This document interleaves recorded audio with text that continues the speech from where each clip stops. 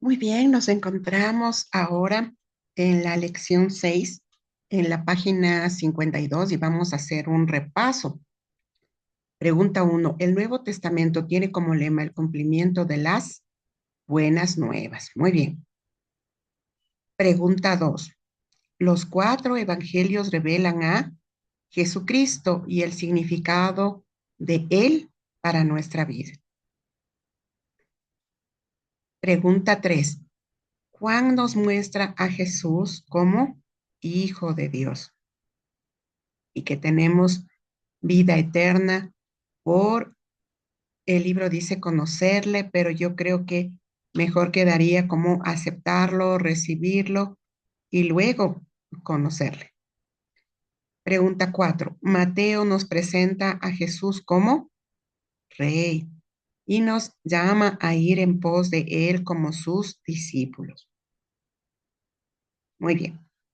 Vamos con la pregunta 5.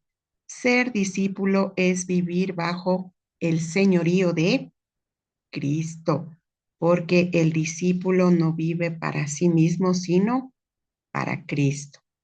Vámonos a la pregunta 6. Por aquí, un poquito más arriba, ya.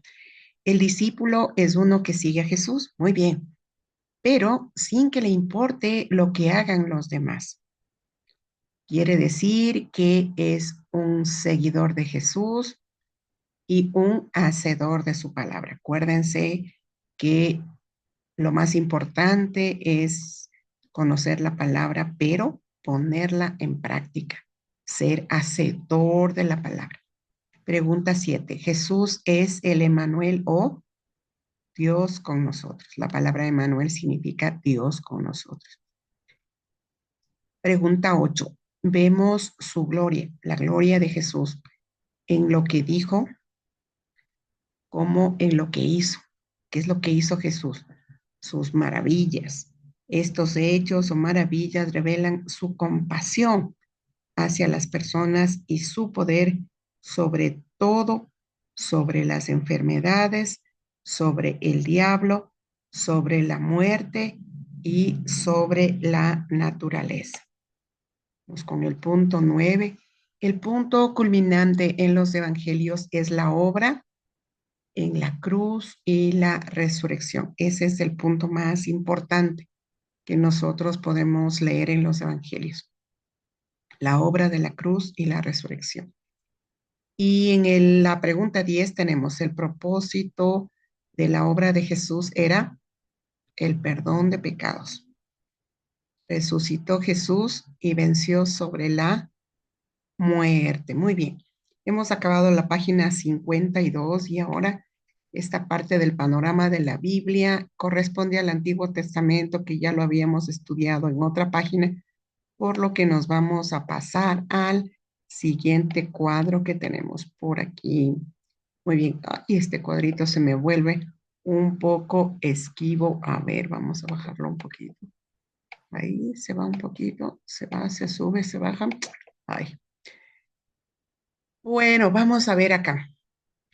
Nosotros tenemos en el Nuevo Testamento, ¿qué tenemos en el Nuevo Testamento? Espérenme un segundo, voy a mover esta barrita para acá. Ya, en el Nuevo Testamento tenemos los evangelios, 4 evangelios, ¿no es cierto?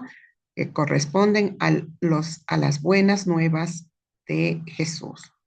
Luego tenemos un libro histórico que es el libro de Hechos, en donde vemos la predicación de las buenas nuevas. Después de que Jesús ya subió al cielo, sus discípulos quedaron en la tierra predicando las buenas nuevas que habían aprendido de Jesús.